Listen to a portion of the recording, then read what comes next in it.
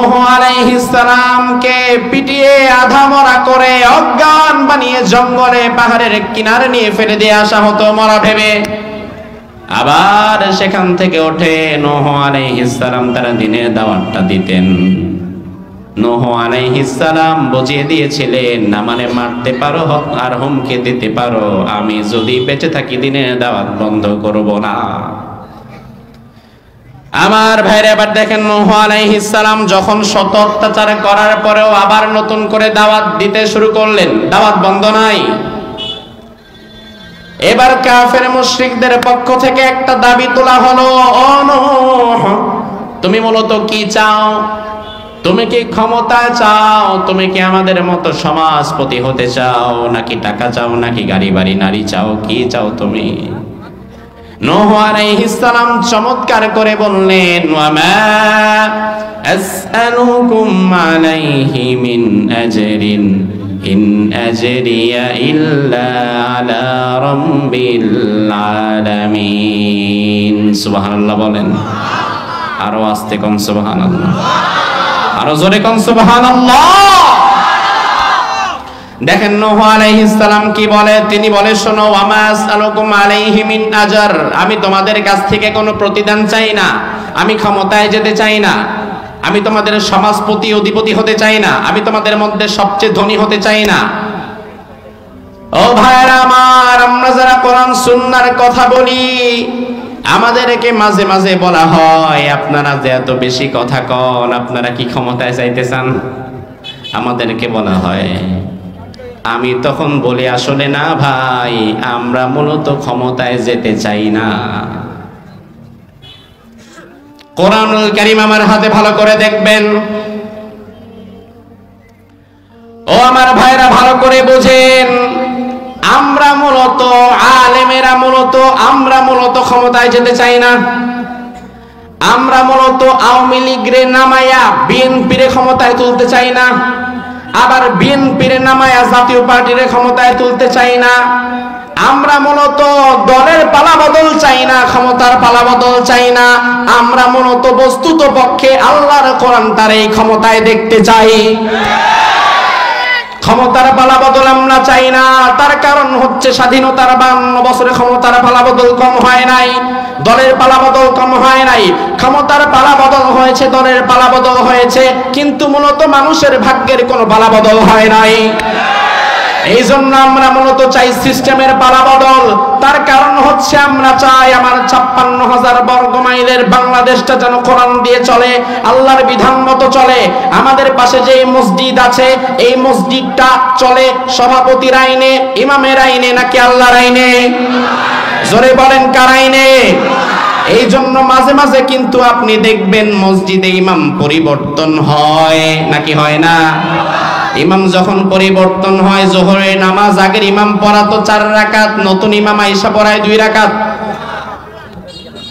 কথা কয় না দেখি, নতুন ইমাম 2 রাকাত নাকি কয় রাকাত? আসরের নামাজ আগের ইমাম পড়াতো 4 রাকাত, নতুন ইমাম কয় রাকাত? আমার ভাইরা, তার মানে হচ্ছে সিস্টেমের পালাবদল যদি হয়, মসজিদে ইমাম পরিবর্তন হয় কিন্তু নামাজের কোনো পরিবর্তন নাই, ঠিক একইভাবে কোরআনটা যদি আমার বাংলাদেশের সংবিধান হয়ে যেত, দল আসতো, দল যাইতো, নেতা আসতো, নেতা যাইতো, কিন্তু আমার বাংলাদেশটা প্রকৃত অর্থে কোরআন দিয়ে যদি চলতো, তাইলে বাংলাদেশটা মূলত সোনার বাংলাই হয়ে যেত। ঠিক কিনা? এই জন্য কুমিল্লার এই হাজার জনতাকে সামনে নিয়ে আল্লাহর কোরআন হাতে নিয়ে আমি বলছি, আমরা মূলত দলের পালাবদল চাই না, আমরা মূলত নেতার পালাবদল চাই না, আমরা মূলত কোরআন দ্বারা আমাদের সমাজ পরিচালিত হচ্ছে এমন দৃশ্য দেখতে চাই। আর কোরআন দ্বারা যদি বাংলাদেশ পরিচালিত হয়, কারো তন্ত্রমন্ত্রের প্রয়োজন নাই। কোরআন দ্বারা পরিচালিত হলে আগামী 5 বছরের মধ্যে বাংলাদেশ সোনার বাংলা হয়ে যাবে। ঠিক কিনা? এই জন্য বাংলাদেশ কোরআন দ্বারা পরিচালিত হোক, এই দাবির পক্ষে কি আপনারা আছেন? কারা কারা দিয়ে হাত তুলে আমার আল্লাহরে দেখাও।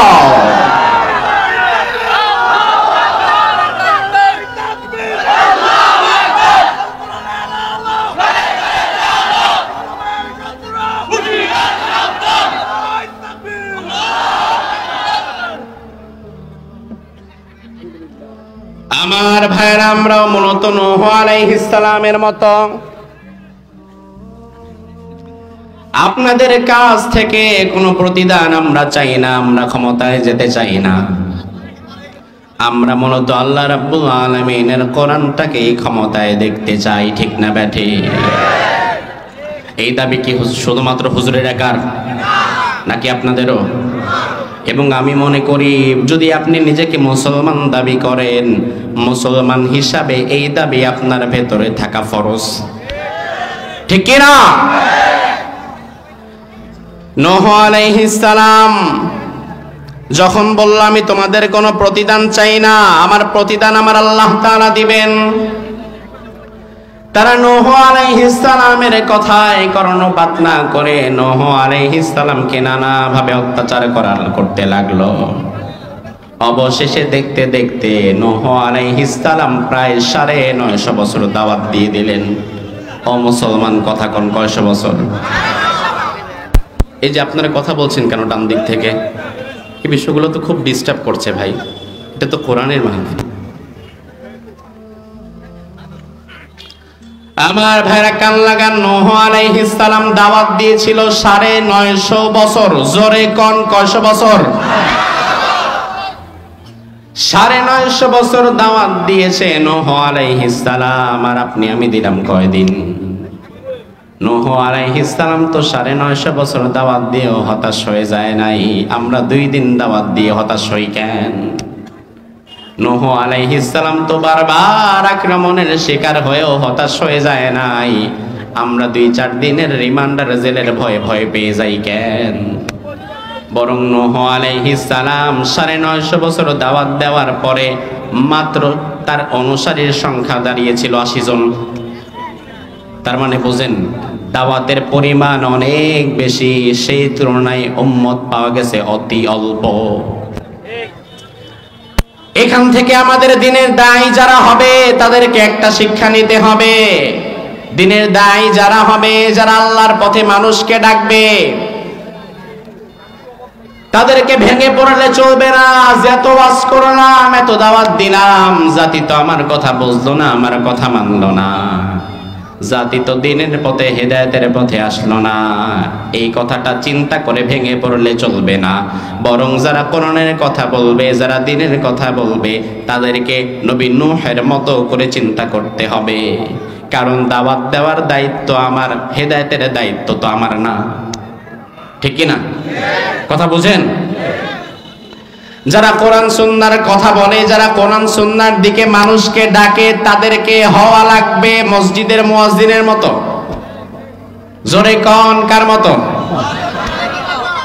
মুয়াজ্জিনের মতো। তার কারণ হচ্ছে প্রচন্ড শীতের রাতে যখন তাপমাত্রা থাকে 10-11, ওই চরম সংকটময় শীতের মধ্যেও যদি মুসল্লি একজন মসজিদে না আসে, মুয়াজ্জিন কিন্তু ঠিকই ফজরের আজান তার দেওয়াই লাগে।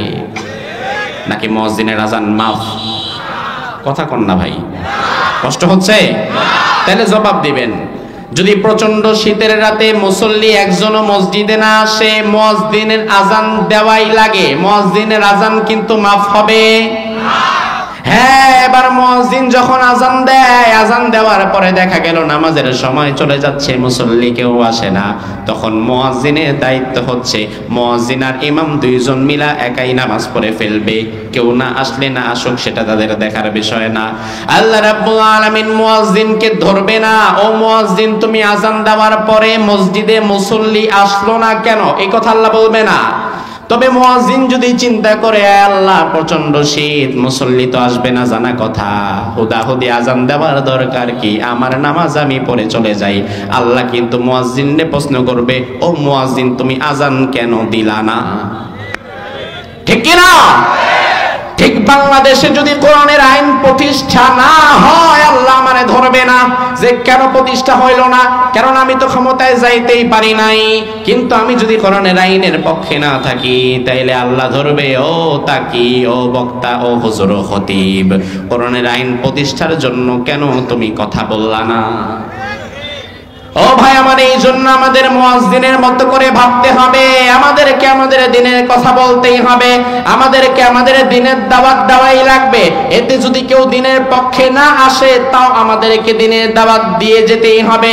যদি আমরা ময়দানে দিনের কথা বলার কারণে আমাদের ময়দানকে সংকুচিত করে দেওয়া হয়, যদি আমরা ময়দানে দিনের কথা বলার কারণে আমাদেরকে ময়দান থেকে তুলে নিয়ে গ্রেফতার করে ফেলা হয়, যদি আমাদেরকে দিনের কথা বলার কারণে কারাগারে প্রেরণ করা হয়, তাহলেও আমাদের জবান বন্ধ থাকবে না, বরং আমরা নবী ইউসুফ আলাইহিস সালামের মতো জেলখানার ভিতরে জেলের কয়েদিদের সামনেও কোরআনের কথা বলেই যাব।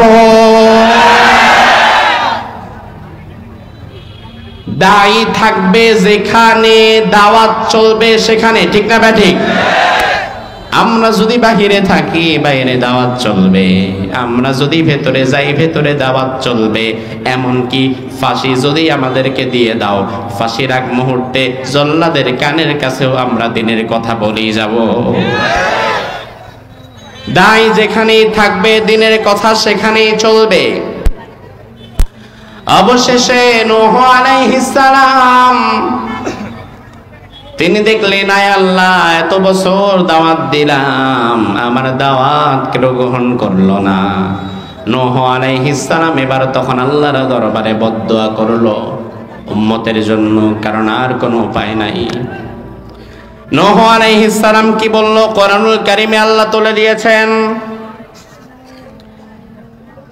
নূহ আলাইহিস সালাম বললেন, আয় আল্লাহ, ওয়াকালু, নূহ আলাইহিস সালাম বললেন, وقال نوح رب لا تذر على الأرض من الكافرين ديارا। সুবহানাল্লাহ বলেন। নূহ আলাইহিস সালাম বলে, ইয়া রব, আমার রব, লা তাযার আলাল আরদ, জমিনের উপরে রেখে দিয়েন না, মিনাল কাফিরিনা দাইয়ারা, কোন কাফের রান্না বাচ্চা ঘর বাড়ি কিছুই রেখে দিবেন না। ৯৫০ বছর দাওয়াত দেওয়ার পরেও যারা আমি নবী নূহের দাওয়াত গ্রহণ করে নাই, যারা পদে পদে পদে পদে আমাদেরকে লাঞ্ছিত করেছে, আমাদেরকে মেরেছে, আমাদেরকে কেটেছে, নূহ আলাইহিস সালাম বললেন তাদেরকে আপনি জমিনে আর রাইখেন না।